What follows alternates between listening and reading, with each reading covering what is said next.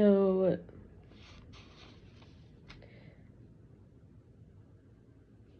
I want to talk about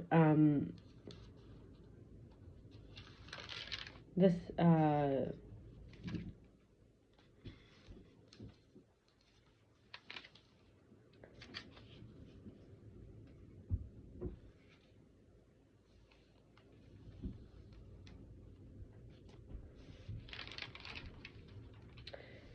basically in terms of synchronicities and so on, and the immune system and our relationship with God, whether there's spite involved. So in Bereishis, Genesis, Lech Lecha portion, chapter 17, verse 1 through 14, it says, when Abram was 99 years old, Hashem appeared to Abram and said to him, I'm El Shaddai, walk before me, be perfect, I'll set my covenant between me and you, and I'll increase you most exceedingly. Abram threw himself upon his face, and God spoke with him, saying, as for me, this is my covenant with you. You shall be a father of a multitude of nations. Your name shall no longer be called Abram, but your name shall be Abraham. For I have made you the father of a multitude of nations. Abraham. Rav, kind of like that. I will make you most exceedingly fruitful and make nations out of you. Kings shall descend from you. And kings shall descend from you. I will ratify my covenant between me and you, and between your offspring after you throughout their generations, as an everlasting covenant, to be a God to you and your offspring after you, and I'll give to you and to your offspring after you the land of your sojourns, the whole land of Canaan, okay? This is Israel, as an everlasting possession, and I shall be a God to them. God said to Abraham, and as for you, you shall keep my covenant, you and your offspring after you throughout their generations. This is my covenant with you, and that which you shall keep between me and your offspring after you. Every male among you shall be circumcised. You shall circumcise the flesh of your foreskin, and that shall be the sign of the covenant between me and you. At the age of 8 days, every male among you shall be circumcised throughout your generations. He that is born in the household or purchased with money from any stranger who is not your offspring, he that is born in your household or purchased with your money shall surely be circumcised. Thus my covenant shall be in your flesh for an everlasting covenant. An uncircumcised male, the flesh of whose foreskin shall not be circumcised, that son shall be cut off from its people. He has invalidated my covenant. So we see here God gave Abraham and his descendants Israel. Okay, I want to talk about some synchronicities. In Parshas Lech Lecha, it actually also says that the children were given from the east, Mizrach, and I remember, thinking about last year there was this. So I'm talking about the imagination here. Like, can we always trust our mind? So my mind was like, oh, Mizrach. There was this man that I liked so much, and his last name was Mizrahi. Then there was like this in the Haftorah from Isaiah. I forget. I think I forget what Haftorah means. The portion that we do as like a complement portion from the prophets with the Torah portion of the week. So it called Jacob Worm Week. Isaiah has a quote there. And I said to Yaakov, I felt I had became attached to him. This is Mizrahi. His first name was Yaakov. This is like a year ago. I told him he's like a worm. He was sneaky, trying to wiggle his way out. Like, I felt many times he was trying to squirm, like, out of responsibilities. Just a moment.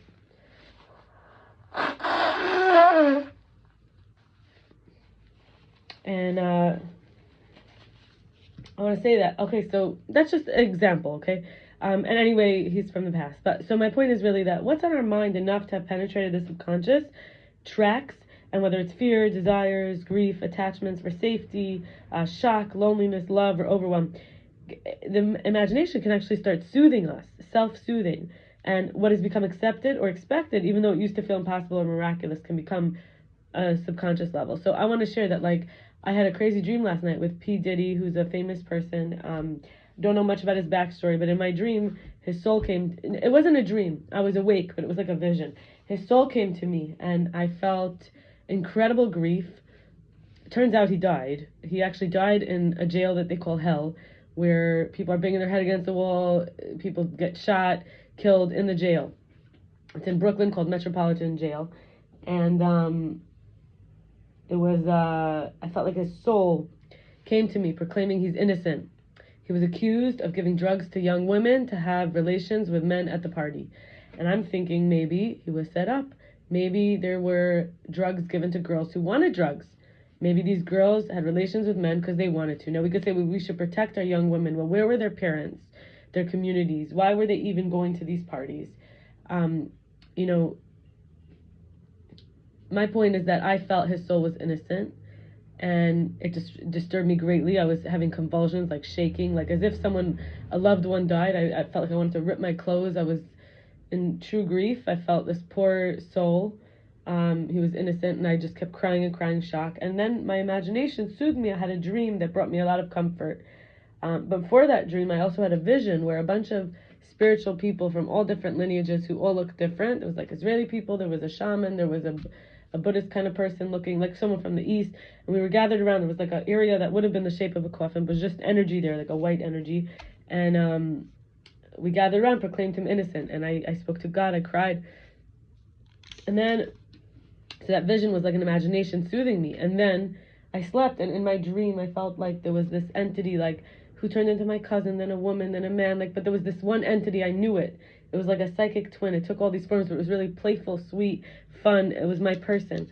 And it reminded me of like what a teaching I had heard, that we all have a psychic twin, that we come into the world. And unfortunately in this generation, when there's so much darkness, a lot of psychic twins don't come in, and the person feels they don't belong, and they're looking for like, so they try to become this, that, the other, like they try to become their own psychic twin, but it doesn't work.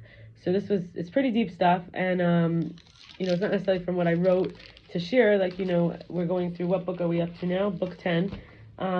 But it's still important to share. So I want to talk now two other topics.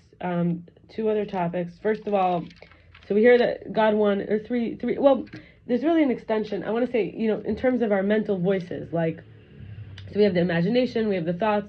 I want to say, what are some good mental voices that we could make? So let's say we're having, so here I'm taking this idea that the imagination can soothe us. Some people have disturbing visions or things, but and believe me, I understand from my past, like some things I didn't want to mentally be imagining or seeing, insights, and it was there, and like a way of seeing, or visions like imaginations, And then I want to talk about mental voices. We also can make good verses.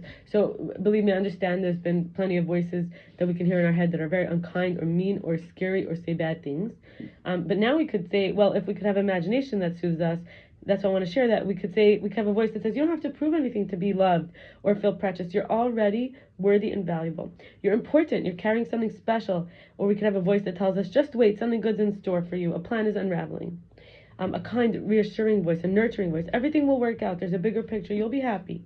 A voice that says you're doing a good job. All your actions and choices from before are able to hold you up during the times that are difficult to bear. When it's harder to choose and act. All that you did till now is carrying you. All the work you did is holding you.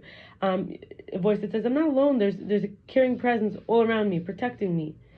And we could say, I could rest and receive. I won't miss out if I don't do, It's always the doing.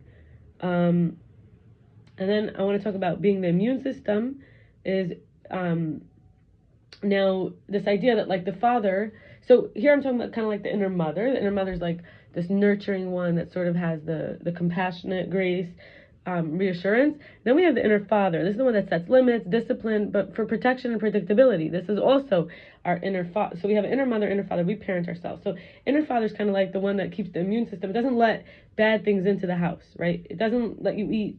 It tells you don't, I keep kosher. But let's say, for example, or when I say I keep kosher, I mean the example I'm giving doesn't apply to kosher people necessarily, but like there's kosher fast food. But just to give an example, there could be a father and he tells his kids, I'm not going to buy you McDonald's, and they want McDonald's. They feel he's being mean, he's depriving them, but actually wants to give them healthy food.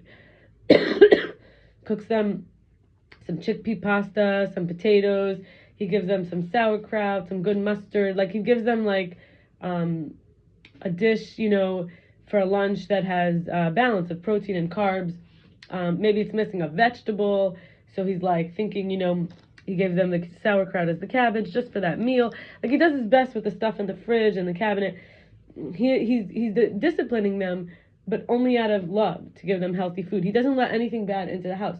He doesn't, he keeps it predictable in the sense that he doesn't let unsafe, screaming kind of characters talk to him or his family that way. He doesn't want to let them have the leg up to like try to stand on them or like push them down or hurt them. So in other words, how do we be the this is kind of like the immune system, right? So we remind people who they are, where they belong. So we tell someone like, I think you're lost, like you don't belong here, or we tell someone, you are a kind person when they're being unkind. It reminds them of what their like category of personality is. We return people's identities and roles to them when we tell them like, you've always been like the nurturer, or you've always been like the coach, and this person like now has something to hold on to. We can also recognize self versus other, toxic versus tonic. Tonic is like when it's like, tonic water, like they made tonics, it's like healthy. Now when you say gin and tonic, it can kind of sound like you're drinking, alcohol, but tonic by itself is actually something that's good for you. Same versus foreign, safe versus dangerous. There's the idea of attack and defense, only what is not doing what it's supposed to. What's invalidating, hijacking, colonizing, subjecting, violating, oppressing, invading, or exploiting. This is why I'm very pro-Israel. For that exact reason. We only use attack and defense when something's not doing what it's supposed to. These Palestinian people aren't truly Palestinians. Palestine refers to the whole Israel. They're the people who live in Gaza. They're Arabs that none of the other countries wanted. And here, they're getting the opportunity to be guests and be thankful. They're not even learning Hebrew, paying taxes, to be able to live in a place, a beautiful place, with a fair, non-dictator, progressive, open-minded society. And so they misbehaved. So then attack and defense is necessary. And also, the last point is that access to everywhere, no fear, not needing to be stubborn or forceful, familiar, relatable, recognized. So basically, you don't need to be stubborn or forceful when you're familiar, when you're relatable, when you're recognized. And the last thing is talking about spiting God. We just have to go there for a moment. We don't have this is about not having the power to control God, not being able to have the final say, having to surrender and accept, and having to give in, having to make do with what was decided, not getting desire filled or need met, and still having to choose to submit and yield. So this is when we feel deprived, we feel like we're powerless, we feel like God is the bad guy. But here we're talking to God as if the Father, right? The authority issue. So here we're working on our inner Father, so we can actually appreciate the training and the refinement that God's doing for us to make us the best version of ourselves. It's this healing of not wanting to please the Creator when we feel displeased, or like the Master deliberately withheld joy and beauty, and or overly tested us, or refused to reciprocate the goodness, like all the sacrifices had added up to and earns. We're like, but I did my best, and this is how you treat me, right? Like the kid is saying, but I worked so hard, why aren't you letting me do what I want? Why aren't you giving me whatever I want? Why don't you give me a car, even though I'm only 4.5 years old? Just a stupid example. The personal divinity in the present, aware of the unfairness and wanting justice and ease, not to be given, wants that are not met, or not to be given good things that are then taken away. This idea that like, you gave me the phone, but then you don't let me use it because it's nighttime and I have to go to rest, right? Or I want, you taught me about going to the movies. Now I want to go to the movie, but you're not letting me because it costs too much money and you're telling me I have to earn it. Like, so there's this whole new quality brought in where it's like, you feel like, if not for you, I wouldn't have even wanted it. So why did you cause that? Even though it could be for our own good. And so this is actually against ourselves, because even though God's more than just beyond the breaker of the pattern, right? We're clearly working on our patterns. God also mirrors and shadows our patterns. So our choices have an impact and an influence. And in the moments of being able to pick a direction, actually that direction's picking us also. In a way, the intention is what creates the result. The cause will create the effect, so that now we have that match. So a kid who's behaving will actually end up having a world that's sort of like more functional for it. And that's why we say like the dad is able to create an environment where the kids are healthy and well-rounded. They're not overly indulgent and spoiled and can't have friends and can't have a job and can't do well in school. So it turns out that this character refinement, which is about self-control and also holding back on desires, could be very painful, but it is also giving the person bigger blessings in the bigger picture. That's what we're kind of saying. So this relationship with the inner father has been quite a challenge for me, and that's why I'm sharing this. And I call it spiting God, because the idea that like you're spiting yourself, and even when we feel low or have no faith, we don't believe in a sweet, caring protector guide, like the teddy bear version of God who nurtures and reassures the mommy. Instead, we could feel a cold, distant power that rules. It could be like the daddy, right? And that's this sort of feeling safe, like there is this one that won't get affected. That means if we can't manipulate it, that means the bad guys can't manipulate it either. It's not going to let them in. It's not going to let anyone do bad. It's not going to let anyone misbehave. So this idea of like real safety. And I'm not going to be recording a video tomorrow because it's Erev Yom Kippur, which is the eve of the Day of Atonement. And it's an important day.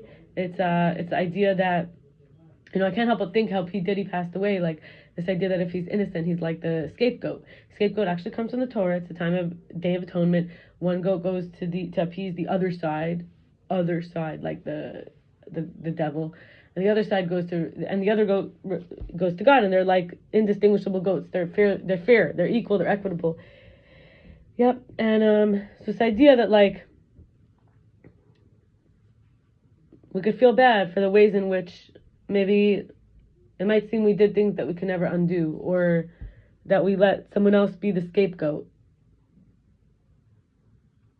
or that we wanted to just not have responsibility, wanted to just like run away, like think of the inner mom and the dad, like the dad that just wanted to run away and not deal with anything, and he stayed, and he never really got credit because he wasn't able to be the best father he could be. He wanted to be better, or he didn't know how to relate, in a way. Even though he stayed, he just, it was so hard. Or the mom that like wants to give up, and she needs like the reassurance and all that, and she's having to give it.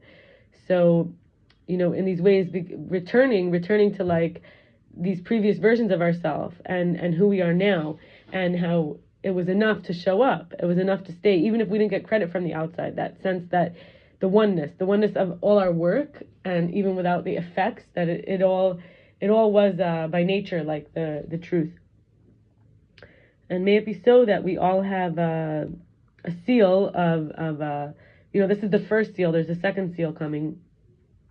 But for the first seal, that we feel like the seal is for strength, to be healthy and keep the commitments, and to have a good eye in ourselves and others, and a good imagination and good thoughts, mental thoughts, and an amazing relationship with our inner father and inner mother, and the beauty, the joy, the grace, really grace is so important, and compassion and reassurance and safety and predictability, and to be able to feel family, in other words, and to have enough income, an adequate salary, or whatever kind of finances we need, to feel truly like settled in the fact that like whether we see or don't see our psychic twin in the world, like I don't know if that really means a soulmate or something else, but that we feel like we belong, and we feel like we're a part of, and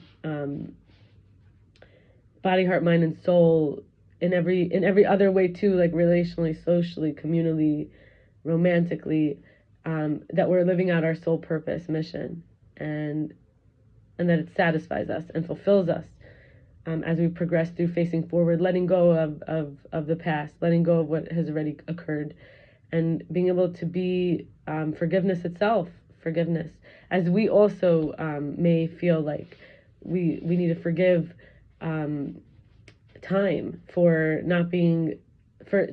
being basically things change. They change from what we thought was good to bad, or we thought was bad to good, and basically time for not showing us already the full picture, which takes time to develop, the time itself. So forgiving time and being forgiven by time, that time will be forgiving with us, and it won't be like this taskmaster, this pressure cooker. Amen. Wishing everybody, the affliction is translated as fasting. So we're supposed to fast from tomorrow evening, sundown, till Friday night, till Saturday night on Yom Kippur. So it's a very holy day. It's also we're supposed to eat well the day before. We're supposed to actually, it's part of the commandment has been translated to eat well the day before and then fast. So may everyone have a smooth, easy fast, meaningful.